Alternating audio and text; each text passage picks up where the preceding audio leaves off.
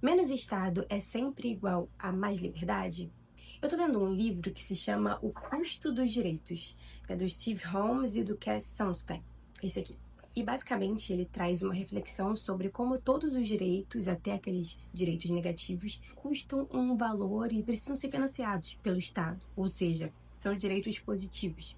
A gente aprende que direitos negativos são aqueles que precisam de uma inação do Estado e os positivos de uma ação do Estado. Um exemplo de direito negativo seria o direito de liberdade, a propriedade privada, e direitos positivos seriam a saúde, a educação, que demandam de financiamento direto do Estado. Mas o que os autores trazem nesse livro é uma análise de que, na verdade, até os direitos negativos são positivos de uma certa forma. Por exemplo, se você tem o direito à liberdade, através da inação do Estado, você também tem o direito à liberdade através da ação de polícia, por exemplo.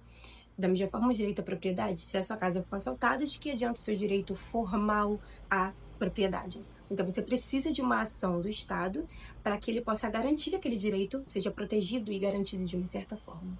E por conta disso, ele traz uma análise de que, na verdade, todos os direitos custam ao Estado e eles precisam ser financiados, e eles são financiados através da tributação. E aí a gente entra numa questão interessante. Por exemplo, a gente está tendo uma mudança significativa na tributação no Brasil com a reforma tributária. A gente teve questões centrais que foram bastante divulgadas, que foi a isenção de imposto para uma certa faixa de renda e também a tributação de dividendos. Eu achei interessante isso, inclusive acho que conversa muito com esse livro, porque de maneira existe uma conta a ser paga.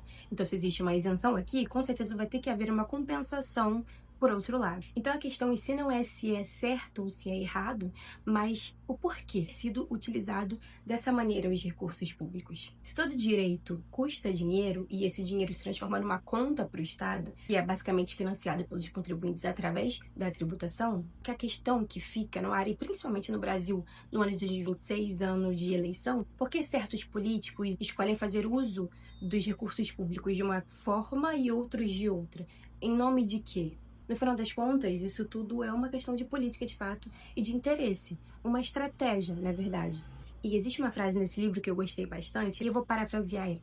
Os que visam fazer uma reforma jurídica ou aqueles que são encarregados de fazer valer os direitos devem tratar de convencer as pessoas, a população como um todo, de que aquele direito que ele defende, que é basicamente uma conta a ser paga pelo Estado de alguma forma, tem um fundamento moral sólido, ou seja, tem um porquê sólido. Todos os discursos políticos serão muito bonitos, mas, no final das contas, existe uma pergunta a ser feita. O que cada político defende? Por que defende? E como ele pretende pagar essa conta?